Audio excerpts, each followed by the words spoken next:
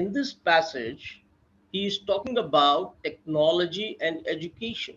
The point that he's making is, will technology improve education, as it is usually assumed that technology improves, you see, other fields of employment and other fields of work? What about education? Will it improve education? That is the basic point he raises out. In the first paragraph, he makes a point that technology alone, you see, doesn't make education. You can see that, you see, in the last sentence of the first paragraph. Technology can certainly facilitate this in a variety of ways if it is seen as one part of an overall approach. But the evidence so far in education is that just adding computers alone doesn't make education any better. That is the first point he has taken up. The second point that he has taken up is about the illusion. You see, he says there is illusion of technology. People, have an illusion that if you have a better technology, then you have top-down accountability, responsibility. You will find that service providers, you see, would be more responsible and maybe possibly working in a stronger manner than they are doing, right? That is what he's talking about. But then he debunks this argument by saying, no, it's not always that technology can improve, you see, services very well or add to the what you call accountability. Because look at the last sentence. He says the study's title says it all: band-aids on a cop. E-governance can just be can as bad as any other governance when the real issue is people and their motivation. The point is, you might train people, you see, in all the technology, you might train people with all the modern equipment, but the point is, are they being put to use properly? Is there any motivation for it, right? In the third paragraph, he says a study was made in which they found out that in the public sector had much better skills than private sector providers, right? Their provision of care in actual practice was much worse. That's the problem. And in the fourth paragraph, he's talking about, in spite of the fact that you provide technology, in spite of the fact you may have face-to-face interaction when you're training a nurse, when you're training a teacher, when a policeman is being trained, you might have a face-to-face interaction between an agent and a citizen. But the point is, if motivation is lacking, then nothing would help. Why? Because he says here that Amartya Sen, on his report in West Bengal, he found out that when parents go off to work, the teacher doesn't teach. Rather, he asks the students to massage his feet. So the point is, as long as the system empowers providers over citizens, technology is irrelevant. You see, if the system has been made in such a way, has been designed in such a way that the provider, you see, the provider of essential services, education, the provider of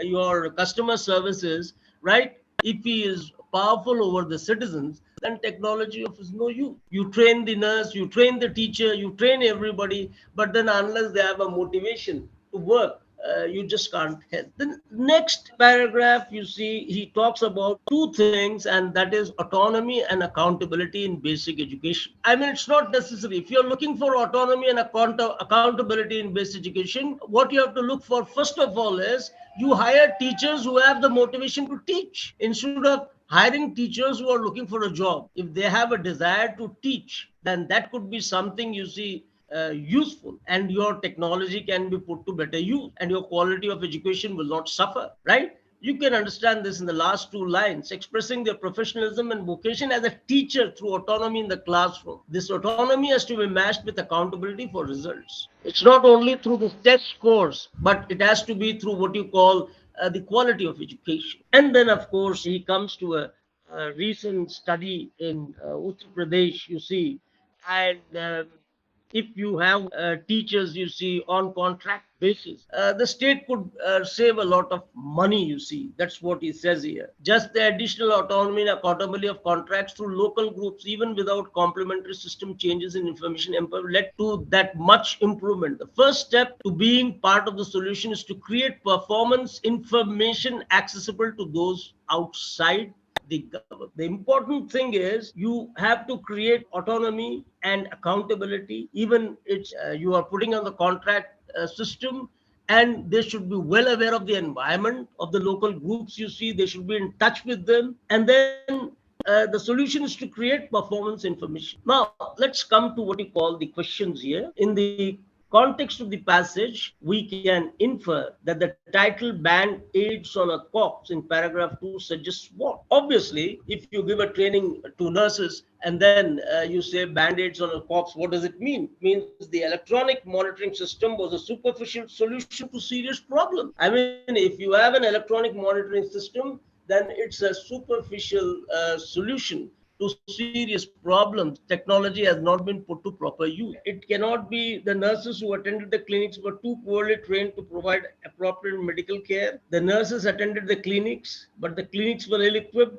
The clinics were better funded, but performance monitoring did not result in any improvement. It appears that they can be answered, they cannot be, because obviously in the entire paragraph, in the passage, you see the emphasis is on the use of technology, electronic monitoring, electronic attendance, you see, and what results does it fetch. So that is why number 2 is the correct answer. The next, according to the author, service delivery in Indian education can be improved in all of the following ways except true. He recommends use of technology, so that cannot be exempted. Recruitment of motivated teachers, access to information on the quality of teaching. He has already talked about number 1, number 2, and number 3. In the last paragraph, he talks about the access to information on the quality of teaching. Performance information accessible to those outside the government, right?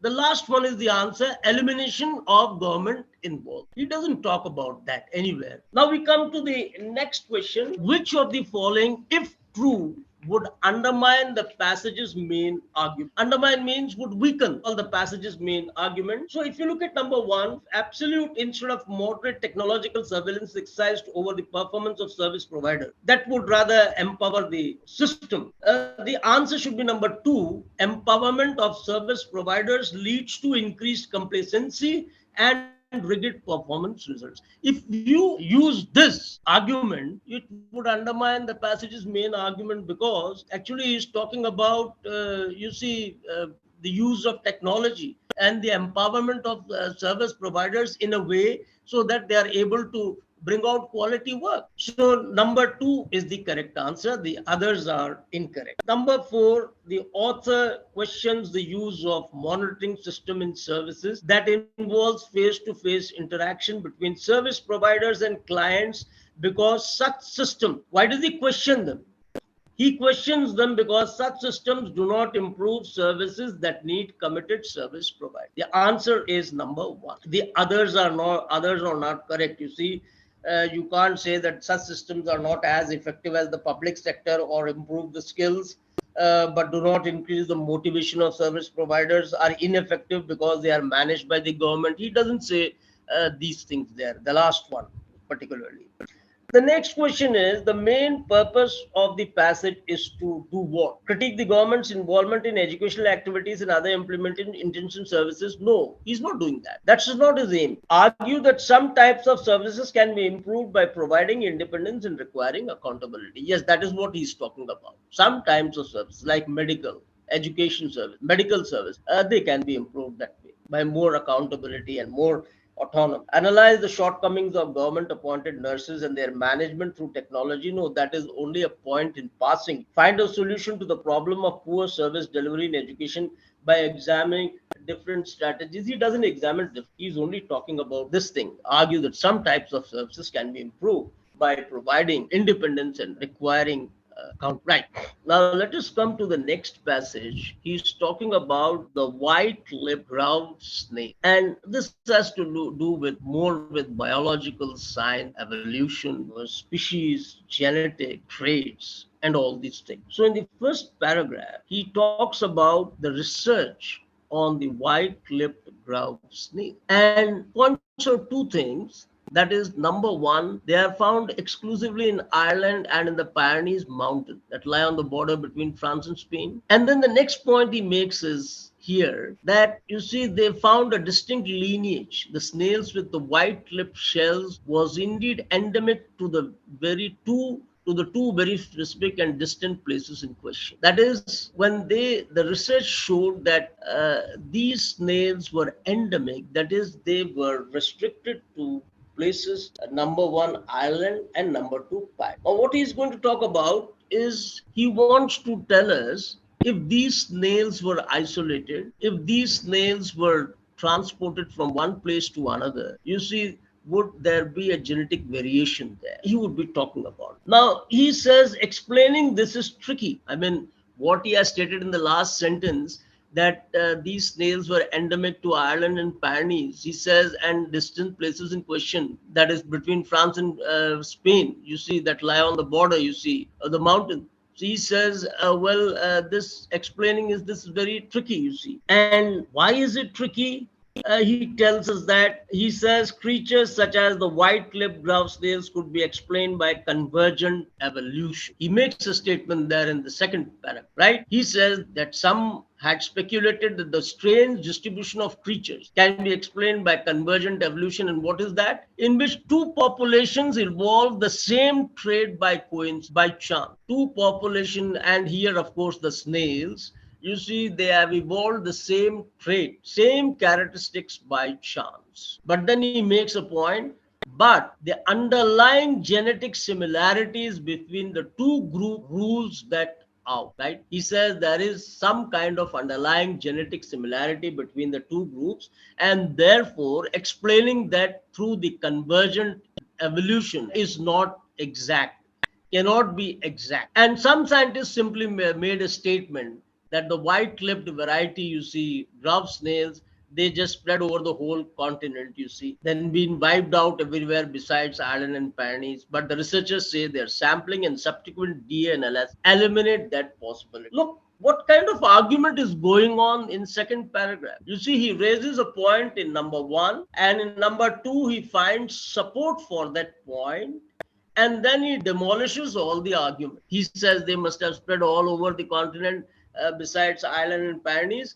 But then again, the researchers say that their DNA analysis, you see, eliminate that. So he raises up an argument in second paragraph and he destroys. Now, in the third paragraph, he says that if the snails naturally colonized, you would expect to find some of the same genetic type in other areas of Europe. We just don't find them. You see, one of the scientists said, that Davidson, you see, if the snails naturally colonized Ireland, you would expect to find some of the same genetic type in other areas of Europe, but we don't find them. And then he makes a point.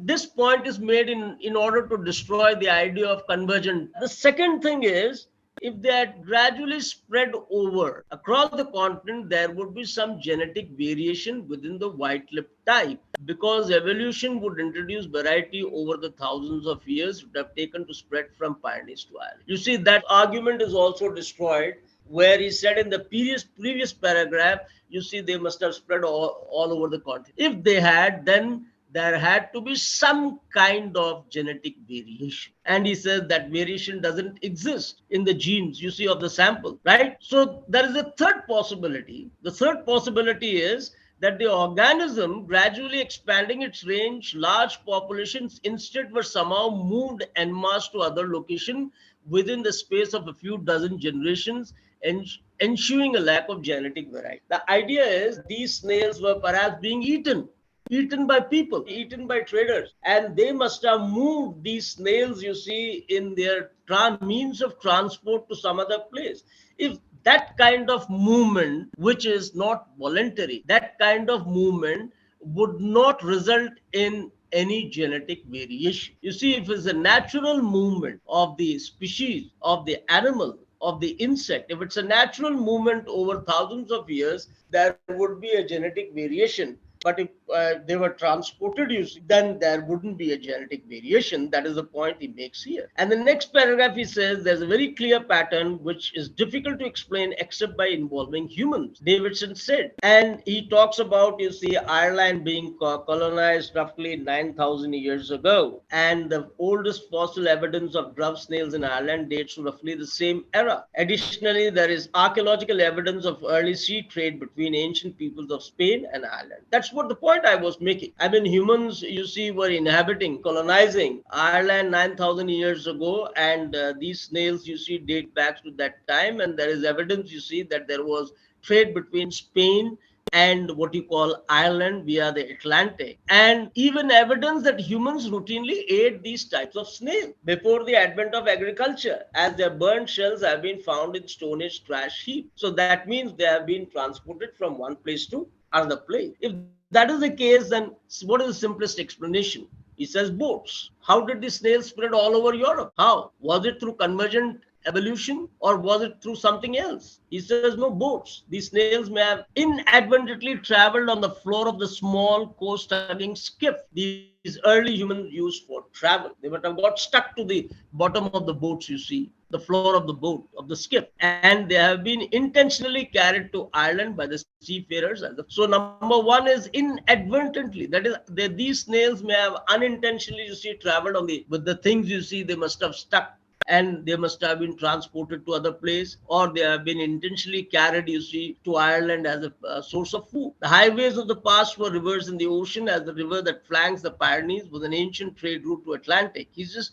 supporting his statement. What we are actually seeing might be the long lasting legacy of snails that hitched a ride as humans traveled from the south of France to Ireland 8,000 years ago. That is, the snails intentionally or unintentional. We can move on to the question. All of the following evidence supports the passage explanation of sea travel trade, except what? The oldest fossil evidence of white-lipped grub snail talks about the 9,000 years ago, dating back. That's mentioned in the passage. Absence of genetic variation within the white-lipped grub snails of Ireland and Pyrenees, whose genes were sampled. That's talked about in paragraph 2. Archaeological evidence of early sea trade that talked about in last paragraph. The only thing except is the coincidental existence of similar traits in the white-lipped grub snails of Ireland and the Pyrenees because of convergent evolution. The next question. The passage outlines several hypotheses and evidence related to white-lipped grub snails to arrive at the most convincing explanation for what? Why the white-lipped variety of grub snails are found only in Ireland and the Pyrenees. The passage outlines several hypotheses and evidence related to white-lipped grub snails to arrive at the most convincing explanation for. This is the point. Number 3. The next one is, which one of the following makes the author eliminate convergent evolution as a probable explanation for why white-lipped grub snails are found in Ireland and Pyrenees? We saw that the absence of genetic variation between white-lipped grub snails of Ireland and Pyrenees. That is the answer, you see. Eliminate, I told you, he raises an argument and eliminates that. The others cannot be the correct answer. He talks about especially Britain. I think Britain doesn't get mentioned anywhere in the paragraph. And then he talks about the coincidental evolution of similar traits in the grub snails of Ireland and Pyrenees, but then debunks, destroys that point, the distinct lineage of white-lipped grub snails found specifically in Ireland and the Pyrenees. But then first he says that they are endemic, and then later on he says explaining this is tricky. The last question in paragraph 4, the evidence that humans routinely ate these type of snails before the advent of agriculture can be used to conclude that. Well, it's obvious. I mean, we discussed that. It is number 2. The seafarers who traveled from the Pyrenees to Ireland might have carried white-lipped grub snails with them as edible. We move on to the next passage. It is about meritocracy. And what is meritocracy? You know what merit is? That is, you give job, you give appointments, you give admissions, you assess people on the basis of merit. He's trying to tackle a point. That is, there may be people with a variety of merit, and attention is merely paid to one singular distinct merit. So in such a case, what happens is that we are not able to fully exploit or fully use the other merit that are inherent in a person. For instance, there may be, I'll just give you shortly a quick example. There may be a person, Mr. X. Now, Mr. X could be a very good teacher. He must have, you see, passed his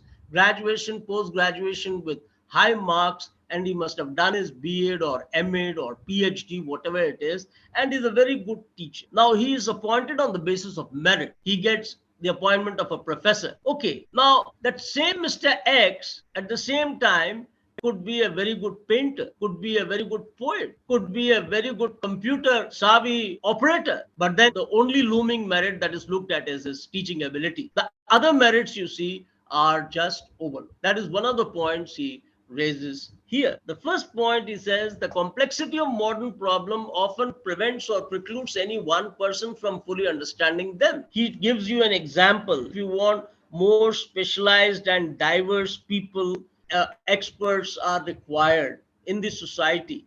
He gives you an example, factors contributing to rising obesity levels, that is, people growing fat.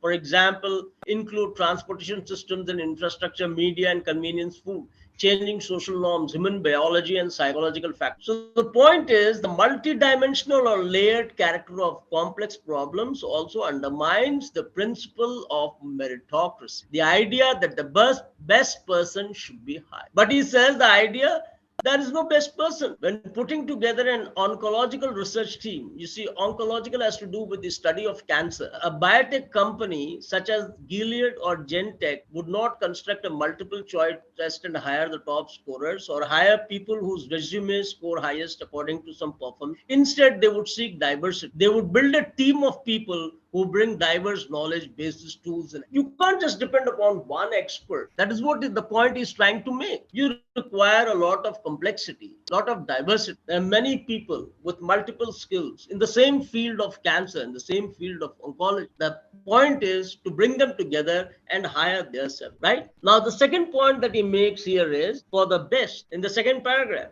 Believers in meritocracy might grant that teams ought to be diverse, but then argue that meritocratic principles should apply within each category. Thus, the team should consist of the best mathematicians, the best oncologists, best biostatisticians from within the pool. That position suffers from a similar, right? That is, when you start hunting for the best, there is a defect in that system because you cannot produce just on the basis of a test or a criterion test. You cannot decide, well, we have got the best people, because there are different contexts, different situations. You see, where even if a top ranking student might fail an exam, because when he or she was appearing for the exam, maybe they were in a different mood or a different environment that they didn't perform well. Whereas the lowest ranking person you see could top the exam. Maybe that day the environment was okay, he knew all the questions, he was feeling well. Now you can't say now that low ranking person is the best person. So he says here that even with knowledge domain, no test or criteria apply to individuals who produce the best team. And you cannot assess everyone, you see, on the basis of a test. And he gives you an example, you see, from the field of neuroscience. He says 50,000 papers were published last year covering various techniques, domains of inquiry, analysis, and so forth. It's also complex. Now, you have 50,000 papers published, and you decide upon just one or two people who are going to be the best neuroscientist. He says, how can we do that? What could be true is that given a specific task and the composition of a particular team, one scientist would be more likely to contribute than another. Optimal hiring depends on context. Optimal teams will be diverse. That's what I said. It depends on the context, on the environment. Who's the best at that particular time? How we can make use of those services. And the claim that he makes, for that claim, he says, you can have evidence, you see, in the papers and patent. If you go through them, you can see for yourself. In the fourth paragraph, he says, well, when you're talking about optimal hiring, and optimal teams will be diverse and they will be the best. The evidence for this is when you look at those papers and patents, you can see the shower of diverse ideas. And then he talks about random forests consist of ensembles of decision trees. Now, when he talks about random forests and you see decision trees, he's talking about a particular, you see, technique of assessing things. You see, you call them random forests and then you call them decision trees, or you go about how to decide the whole thing, look for the solution. It's a word used for that. It has nothing to do with forest or trees as such. It's a design. He says, if classifying pictures each tree makes a vote, is that a picture of a fox or a dog? A weighted majority rules. Random forests can serve many ends. They can identify bank fraud and diseases, recommend ceiling fans and predict online dating behavior. When building a forest, you do not select the best trees as they tend to make a similar classification. You want diversity. Programmers achieve that diversity by training each tree on a different data. You see, it has to do with the collection of data. You see, random forest and decision trees. You see, collection of data and possibly preparing an algorithm, you see, on that. A technique known as bagging. They also boost the forest cognitively by training trees on the harder cases, those that the current forest gets wrong. This ensures even more diversity and accurate. Now, he has talked about these things, and then finally he says, yet the fallacy of meritocracy persists. The fallacy, you see, it's a flawed system, defective system that you choose everyone according to merit. Corporations, non-profit governments, universities, and even preschools test, score, and hire the best. This all but guarantees not creating the best team. Hiring the best, you don't create the best. Ranking people by common criteria produces homogeneity. That's not likely to lead to breakthrough. And we'll just look into these questions now. The author critiques meritocracy for all the following reasons except that. He gives you a summation, a summary. You see, what do you mean by critiques? That is, he gives you a summation of all this, except the point that an ideal team comprises of best individuals from diverse. That's what he has been talking about, right? I don't think we need to go into detail into the other option. Which of the following conditions would weaken the efficacy of a random decision form? If a large number of decision trees in the ensemble were trained on data derived from easy cases, you see, you take up easy cases and then you train them on that data, that would weaken the efficacy effective. So number one is the correct answer. So next question, which of the following conditions, if true, would invalidate the passage's main argument? Don't depend only on merit, and that argument should be invalid, right? Not validated, invalidated. So in that sense, the answer should be number two.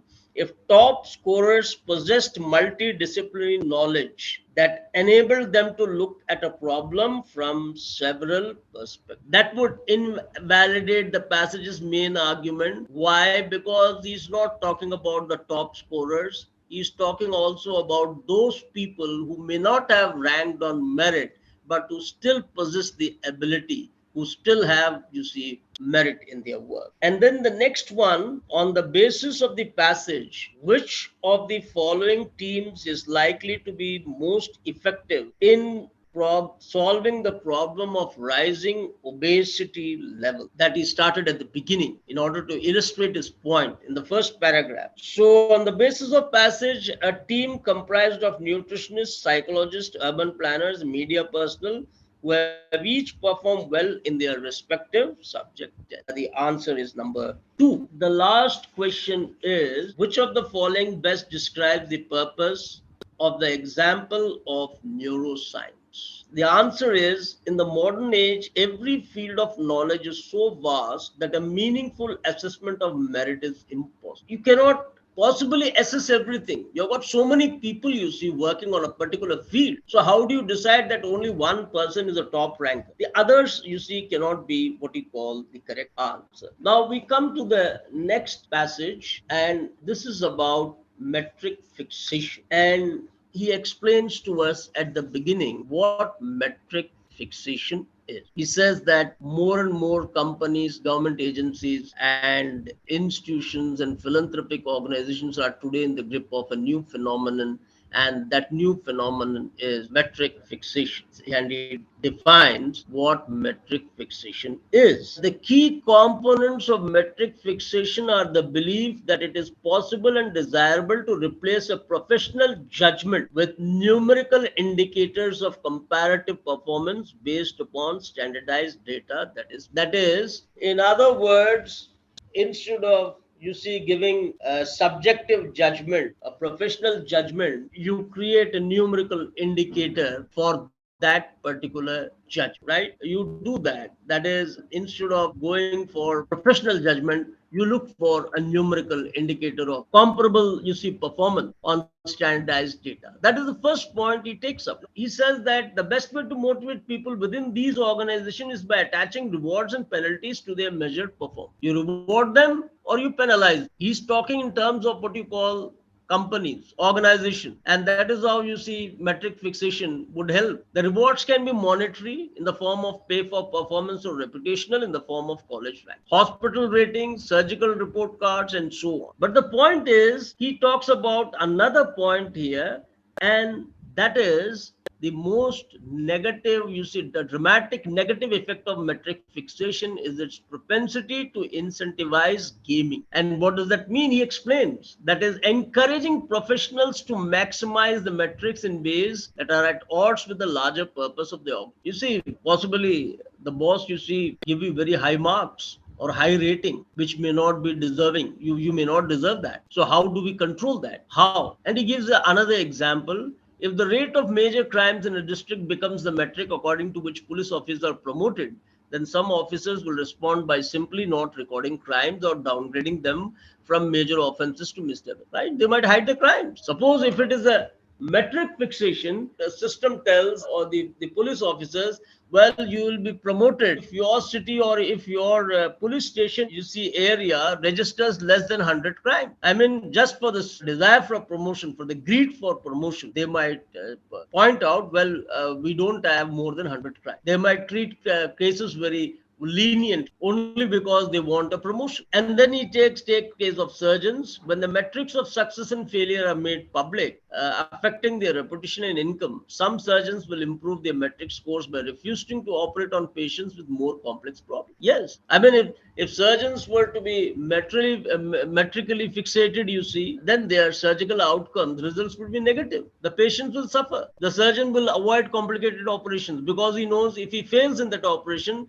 he will be ranked low. He will be penalized. He won't be rewarded. So they might refuse to operate upon patients or which requires complex surgery. So now how do we decide all these things? Now that is what is gaming, you see. When reward is tied to measured performance, metric fixation invites just this sort of gaming. This is the gaming.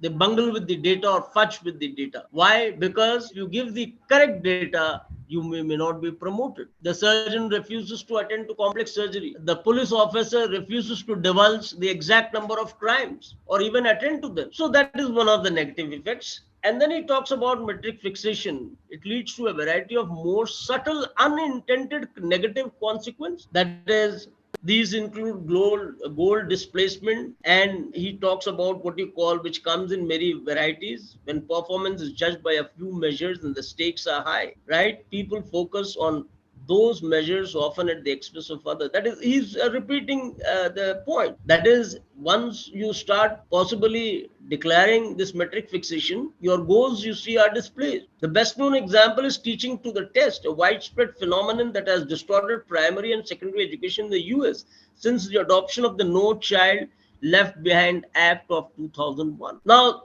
the next one is short termism is another negative. That is, things done for short terms, not for long term. He has already talked about two negatives. One is gaming. The other is what you call goal displacement. And the third one is, you see, the short term terminal. Measured performance encourages what the US sociologist in 1936 called the imperious immediacy of interest, where the actor's paramount concern with the foreseen immediate consequences excludes consideration of further other consequences. That is, in short, what he wants to say is advancing short-term goals at the expense of long-range concerns. I mean, if people start working on short-term goals without considering the long-term consequences, then possibly the results may be negative. This problem is endemic to publicly traded corporations that sacrifice long-term research and development and the development of their staff to the perceived imperatives of the quarterly report. Yes, come back to the main point. Just because you have to give a quarterly report about your performance, people, you see, obviously overlook all that is flawed inside it. In order to improve their quarterly report, you see, they just neglect the long-term consequences of the project, the long-term consequences of the work, you see, they are doing. We can now look at the questions of the following, which would have added the least depth to the author's argument. It wouldn't have supported the author's argument. It would have rather thinned his argument, right? Trivialized his argument. The answer would be more real life illustrations of the consequences of employees and professionals gaming metrics based performance measurement. If more real life illustrations you see of the results of employees and professional gaming you see were to be brought out based on that metric based performance, then they would not add depth to the author's argument. The others you see they are incorrect. Assessment of the pros and cons of a professional judgment based evaluation system, and analysis of the reasons why metric fixation is becoming popular despite its drawback.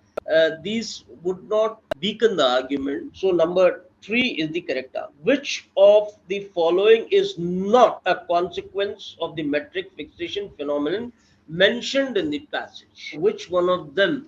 That is number three, improving cooperation among employees leading to increased organizational effectiveness in the long run. He doesn't talk about, right? It's not mentioned, you see. He doesn't talk about that. He's talking about short term, but he talks about the other things. Short term orientation induced by frequent measurement of performance, that is the quarterly report. Finding a way to show better results without actually improving performance. We talked about that in paragraph 2 about the policeman and about the surgeon, and deviating from organizationally important objectives to measurable yet less important objectives. That is the point that includes both the policeman and the surgeon's activities and other people's activities who are hungry for the reward rather than what you call performance. The next question is, what main point does the author want to convey through the examples of the police officer and the surgeon? And that's quite clear. The answer is two. Metrics linked rewards may encourage unethical behavior among some professions. All of the following can be a possible feature of the No Child Left Behind Act of 2001, except assessment is dependent on the teacher's subjective evaluation of students' class participation. That is the correct answer. Okay, what is the main idea the author is trying to highlight in the past? Evaluating performance by using measurable performance metrics may misguide organizational goal achievement. That is number three. We discussed that the central idea in the passage you see is this, that is, if you're using this measurable performance metrics, then your organization goal achievement may be misguided, and that is talked about the displacement of the your goal displacement and other things he has already talked about. The others are not main points as such. You see, long-term organization goals should not be ignored for. That is one of the points that he has made in the last paragraph. All kinds of organizations are now relying on metrics to measure performance and to give rewards and punishments. He has only discussed that point, and you cannot say all. Performance measurement needs to be precise and cost effective to be useful for evaluating organizational performance. No, that is a point that may come up, but the central idea you see of the passage is number three, rings of Saturn. Now, in this passage, he's talking about how Saturn looks. He says Saturn looks very lovely. In number one, he says that. And if you look through it through a telescope, you will find that gorgeous. And of course, the spacecraft Cassini, you see, showed the planet, its moon, and the ring and other novelties and create a picture. That is in number. Now in number two, not only number paragraph number two, in fact in the entire passage you see there's a talk about the age of these planets and the age of these rings and the age of these moons, right? He's talking about planets and moons. He says quite possible people think they have been around since the beginning, and some suggest that what you call these rings and moons are new, and some even go far to explain that one of those moons by the name of Enceladus, I mean it is a moon of the Saturn. Possibly scientists are looking for life in this moon, alien life. Now the thing is, if there was an evolution, some kind of alien species in the moon, that would come to light, just as in earth also we have life and everything came into life through evolution. Now the third paragraph, he's talking about the rings of the Saturn, and he says these rings are young, and why they are young is because they are bright, right? And then he goes to talk about, you see, the solar system is full of comet dust is dark. You can see that the rings are very bright. You see, in spite of that dust. If at all, he makes a point here: the lighter the rings are, the faster this will happen. What this will happen, that is, they will get dirt. For the less mass they contain, the less celestial pollution they can absorb before they start to discolor. Okay, so he makes a point there, and then he talks about the age. When do you think these rings came into being? And he makes a point here that the rings are no older than the first dinosaur, nor younger than the last of them. That is somewhere between 200 million and 70 million years old. Now he talks about, you see, that timing in the last line of the previous paragraph. He says it fits well with the theory put forward in 2016 by Matija Cook of the SETI Institute in California and his colleagues. And what theory did they put? They said that at around the same time as the rings came into being, an old set of moons orbiting Saturn destroyed themselves, and from their remains emerged not only the rings but also the planet's current suite of inner moon: Rhea, Diana, Tethys, Enceladus, and Mimas. Now that is a theory. When he's talking about the origin of the moon, the rings, you see somewhere 200 million and 70 million years, you see, between that. What he's telling us now is this: when the rings, you see, came into being, we had an old set of moons which were orbiting Saturn. They destroyed themselves, and out, you see, from their remains, you see, not only newer rings came up, but the inner moons, you see, Rhea, Diana, Tethys, Enceladus, and Mimas, they all came. I mean, that is only a theory. And then in the last paragraph, he talks about Dr. Cook and his colleagues, you see, used computer simulations of Saturn's moon's orbits as a sort of time machine. What did they do? The fifth point you can see here is, looking at the rate at which tidal friction is causing these orbits to lengthen, they extrapolated backwards to find out what those orbits would have looked like in the past. That is, the research was conducted by these people. When you extrapolate, you possibly, you see, assume something and you apply what you know to what is unknown. That is extrapolation. Now they extrapolated, and what would have the orbits looked like in the past? What did they discover? They discovered that about 100 million years ago, the orbit of two of them, Tethys and Dione, would have interacted in a way that left the planets in which they orbit markedly tilted, but their orbits are untilted. I mean, this is a postulation that they make, and what is that? Leaning to one side, but their orbits are untilted. The obvious, if unsettling, conclusion was that this interaction never happened. This interaction never happened because the orbits, you see, they remain and thus at the same time when it should have happened, Dione and Tethys were simply not there. I mean, it didn't happen because we didn't have those moons.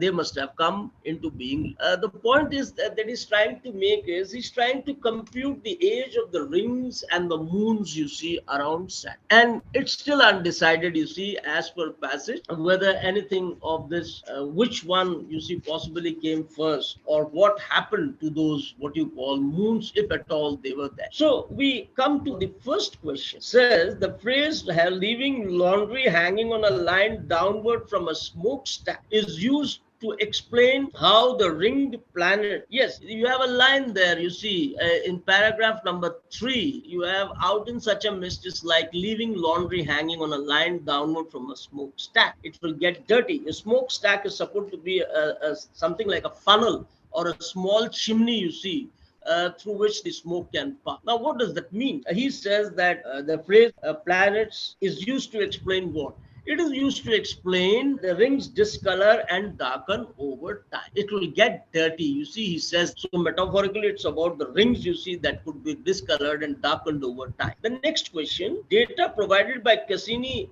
challenge the assumption that the data, whatever data you see that spacecraft Cassini provided, it challenges which assumption? That is number one. All big things in the solar system have been round since the beginning. Now, since the beginning, you see, now, where is the beginning of beginning? You see, that is the question. Is it, 100 millions ago or much, you see, prior to that? So this is the assumption, you see, that is being challenged. The other options, new celestial bodies can form from the destruction of old celestial bodies. It doesn't challenge. Saturn's ring system is composed mostly of water, ice. It isn't challenged. There was life on Earth when Saturn rings were being formed. That's not being challenged. Now we come to the next question. Based on information provided in the passage, we can infer that in addition to water, ice, Saturn's rings might also have small amounts of methane and rock particles. He doesn't talk about helium, methane, and helium, and you can see in the passage, but he does talk about rock particles and comet dust. That is number two. The main objective of the passage is to provide evidence that Saturn rings and moons are recent creation.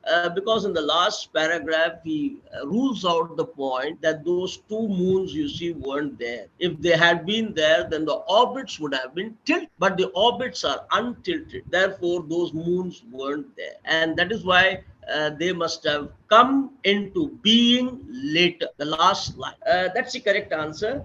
Highlight the beauty, finer structures, and celestial drama of Saturn. No, he's not doing that. He's not highlighting. He made a statement at the beginning. Demonstrate how the orbital patterns of Saturn rings and moons change over time. Establish that Saturn rings and inner moons have been around since the beginning of time. No, he doesn't establish that. The last question, based on information provided in the passage, we can conclude all of the following except number one, Saturn's brighter rings discolor faster than rings with greater mass. That's correct. You have that there in the second paragraph. Tethys and Dione are less than 100 million years old. Yes, you could conclude that. He says they came later. None of Saturn's moons ever had suitable conditions for life to evolve. This is an exception. So this is the answer. You can't make a conclusion of that kind. Saturn rings were created from the remains of older moons, quite a possibility. Now we come to the rearrangement of these sentences. It was his taxpayers who had to shell out. Now you can't have a sentence beginning with it. It has a reference, you see, to someone else, to something else. So you can't begin the sentence with what you call number one. Number two, companies in many countries engage in such activities. Now, we don't know what these activities, deliberate and systematic liquidation of a company to avoid liabilities and then restarting business is called finish. He defines what is right. Number three is the first sentence, and three should be followed by two because such activities like what you call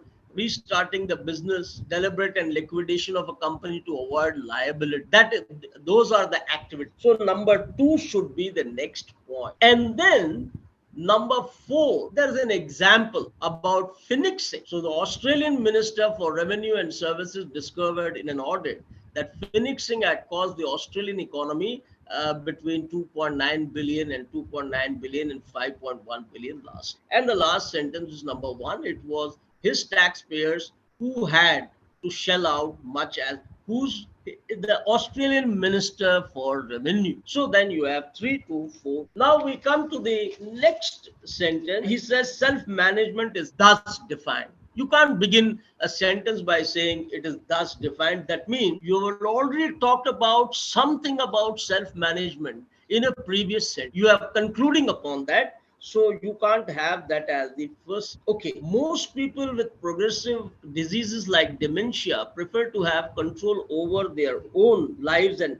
healthcare for as long as having control means among other things that patients themselves perform self-management act. Now, having control means that is he has talked about some kind of control about things. So you can't have, you see, number three as the first sentence. So number two should be the first sentence. You can't even have number four. And then after two, you must have number three because number two talks about the control and number three explains what that control means. And after 2, 3, you have number one. Self-management is thus defined as the individual's ability to manage the symptoms, treatment, physical and psychological consequences and lifestyle changes inherent in living with a chronic condition. So number three comes first, and after that you have number one, and of course the last sentence, for supporting people in decisions and actions that promote self-management is called self-management support. Right. So it should be 2, 3,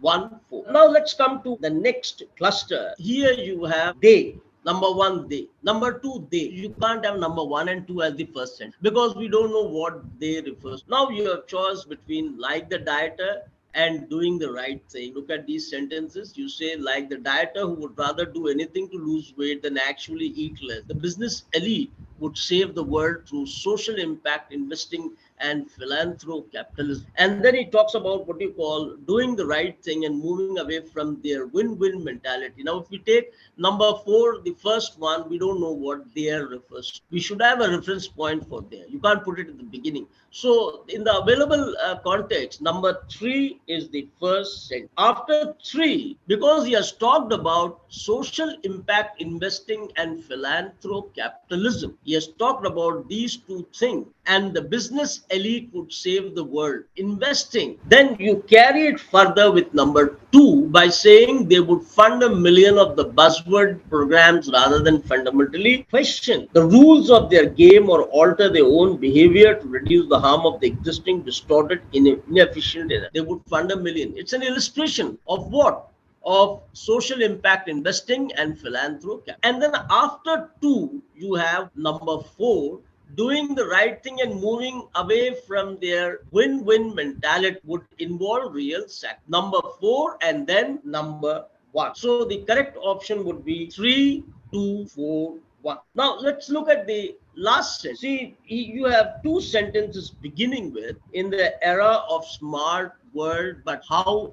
That means something has already been argued. That is why you say however. Now we come to the next one. In the era of industrial revolution, the abolition of child labor, poor laws, and the growth of trade unions helped families cope with the pressures of mechanized. Okay, and then you have growing inequality could be matched by a creeping authoritarianism and is bolstered by technology that is increasingly able to peer into the deepest depths of our life. And then you have number 4.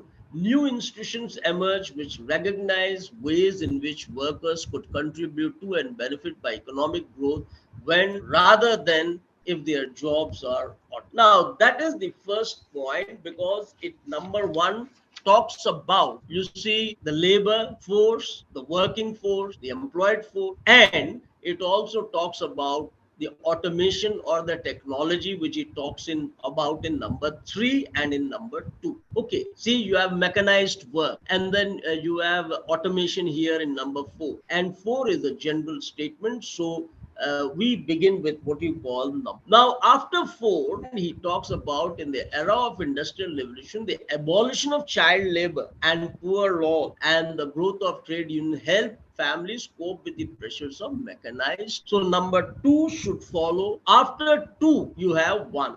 Why? Because 2 says in the era of industrial revolution and 1 says in the era of smart world, however. And then after 1, you have number 3. Now we come to summarizing. Now in this first passage, what he's talking about is he's raising a question. Can sports prevent juvenile crime?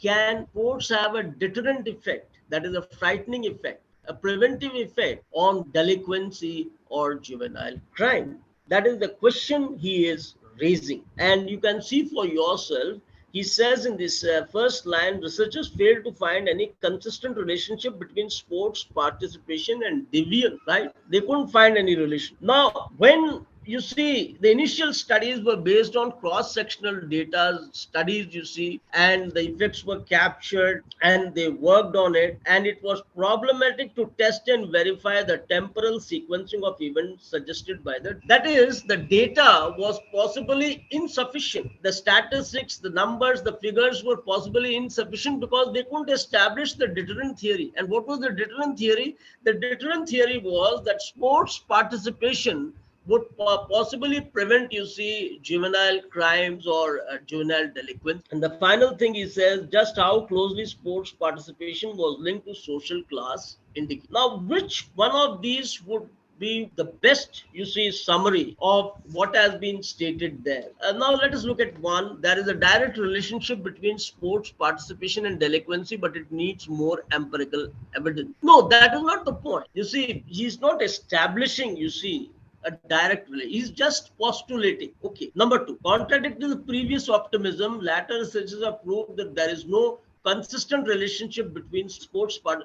No, it's not that. That is disposing of the whole thing in 2 lines. Contradict the previous optimism. What was that previous optimism? You can't summarize it this way. Number 3, Statistical and empirical weaknesses stand in the way of inferring any relationship between sports parts. That is the correct answer. Statistical and empirical weaknesses, they are interfering. In the conclusion, they want to infer that there is a relationship between sports participation and crime committing. It's not possible because these two things stand in the way. That is the correct option. Sports participation is linked to class and cultural variables such as education, income, and social capital. That is leaving out juvenile delinquency and sports participation and deviance. It doesn't touch upon it. Number 4. The correct option is number 3. The next thing is it's about the bad Samaritan. You must have heard about the good Samaritan. The good Samaritan, you see, is the person who immediately rushes to help someone in distress or someone in trouble. Now, what about the bad Samaritan? The point is there a moral obligation that we should rush forward to help someone who is in distress? And can this be enforced by the criminal law? Can we bring out a law that any person who witnesses an accident or witnesses another person in distress or in trouble, he should come forward to help him? Can a law be brought to enforce, right? A bad Samaritan wouldn't involve himself in all these things. He would just, you see, possibly avoid. He doesn't want to get involved in all these things because by helping someone, he becomes a witness. And when he becomes a witness, you see, he might be summoned several times to the court or to the police station. But then you propose that bad Samaritan laws should be enacted. Then what are the obstacles? What are the hurdles, you see, that the bad Samaritan laws must overcome? And he talks about that. He talks about those hurdles. He says proponents of bad Samaritan laws must overcome at least 3 different sort of what are they? First, they must show the laws are morally legitimate in principle. That is, that the duty to aid others is a proper candidate for legal. That is that. First of all, it should have what you call the force of a moral obligation. Second, they must show that this duty to aid can be defined in a way that can be fairly enforced by the. This duty, you see, should be viewed in a perspective that the courts, you see, are ready to give their consent to such an act. Third, they must show that the benefits of the laws are worth their problem risk, and they should also show these laws are good enough for people, and everyone agrees that people ought to aid others. The only debate is whether to have a law on. Now, that is actually, you see, trivializing the whole thing by saying that the debate is only whether to have a law. I mean, everybody doesn't agree. That is why you have the concept of the bad Samaritan, right? A number of European countries that have successfully enacted bad Samaritan laws may serve as model standard. He raises a question here. Should we follow the lead of a number of European countries and enact bad Samaritan? That's only a question that has been raised. The summary doesn't talk about whether the laws, you see, would be sound, whether they would legally valid. Bad Samaritan laws may be desirable, but they need to be tested for legal sound. That is, bad Samaritan laws may be desirable. We want that those laws to be enacted, but you see, they need to be tested for legal sound. Because he has talked about the 3 obstacles. And the last one, if bad Samaritan laws are found to be legally sound and enforceable, they must be enacted. No, the passage doesn't say that. They must be enacted because you've got to first know what are the benefits. Simply just looking at one thing that they are legally sound wouldn't help. So the best summary is number 3, bad Samaritan laws may be desirable, but they need to be tested for legal sound. Now we come to the next question. He is talking about the foreign gene and the endogenous. The foreign genes are external and the endogenous genes are internal, that is within the organism. He's talking about genetically modified organisms that have foreign genes permanently introduced into their genomes and not those whose endogenous genes have been. So the Japanese government panel recommends what only genetically modified organisms. Now the thing is, he further says, the passage further says that researchers and businesses will have to register their modification plants or animals with the government,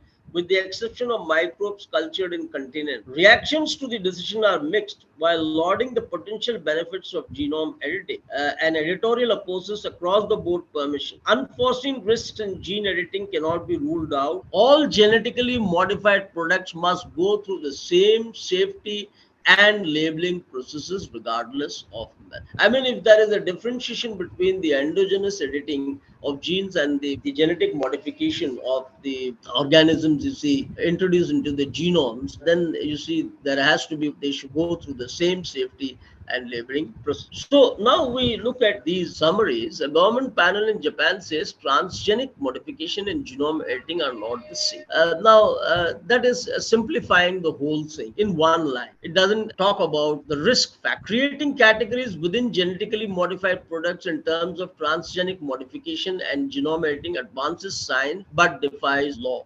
He doesn't talk about all those laws, right? Third one, exempting from regulations the editing of endogenous. See, editing of the endogenous, exempting them from the law is not desirable as this procedure might be risk. It might involve a risk. So number 3 is the correct option. Accepting microbes cultured in contained environments from the regulations of genome, it is premature. That is only one example you see, accepting the microbes. So that cannot be the entire summary. Now we come to the next question. As India looks to increase the number of cities, our urban planning must factor in potential national disasters and work out contingency plans. Okay, authorities must revise data and upgrade infrastructure and mitigation plans even if their local area hasn't been visited by a natural. What is he talking about? Natural disasters, natural calamity. You see, number 1 and number 2, both of them are about natural calamities and natural disasters. Number 3, extreme temperatures, droughts, and forest fires have more than doubled since 1980. There is no denying the fact that that our baseline normal weather is changing. It is no longer a question of whether we will be hit by nature's fury, but rather when. So nature's fury is disaster. To my mind, you see, number 3 is the odd one out because he's talking about extreme temperatures, droughts, and forest fires. Whereas the number 1, 2, 5, it talks about nature's fury. And then number 4 is connected in the sense that the normal weather is changing, you see. But then forest fires and droughts, you see, there and the temperatures have not been touched upon in the other. Let's look at the next one. He says here, much has been recently discovered about the development of songs in birds. Okay, that is the topic is possibly about bird song. Some species are restricted to a single song learned by all individuals. Others, you see, have a range of songs. The most important auditory stimuli for the birds are the sounds of others. For all bird species, there is a prescribed path to development of the final song. A bird begins with the sub song, passes through plastic song until it achieves species song. So the entire, you see, cluster, except for one sentence, is all about the song of birds. And he has specifically put emphasis on song and the development of song in birds. So 1, 2, and 4, 5, you see, they are connected. But number 3, you see, it talks about something different. You see, the most important auditory stimuli for birds are the sounds of others. Now, that is a different thing. Now, we come to the last one now. The smartphones can track our diets, our biological cycles, digestive systems, and even sleep. It's a very scientific approach. Researchers have even coined a new term, orthosomnia, to describe the insomnia brought on by paying too much attention to smartphones and sleep tracking apps. See, a new word has been. The next one, sleep, nature's soft nurse, is a blissful, untroubled state, all too easily disturbed by earthly worries or a guilt. Number 4, the existence of a market for such apps is unsurprising. Shift work, long hours, culture, and blue light from screens have conspired to rob many of us of a sufficient. A new threat to a good night's rest has emerged: smartphones with sleep tracking. So what he's talking about is smartphones, phones, sleep tracking app, and long hours of culture and blue light from screens. You see that they have robbed us, you see, from our sleep. The point is 1, 2, 4, 5. If you look at the language, the linguistic aspect, the vocabulary, you see, it is totally different from what is there in number 3. Number 3, you see, it is poetic, it is literary. Sleep, nature's soft nurse, is a blissful, untroubled state, all too easily disturbed by earthly worries or a guilty conscience. Now, this point hasn't come up. The moralizing point isn't there in 1, 2, 4, 5. You talk about earthly worries and a guilty conscience. That is moralizing. That is talking about the mistakes, the sins you committed in life. We are not talking about all. So, number three, you see, is the odd one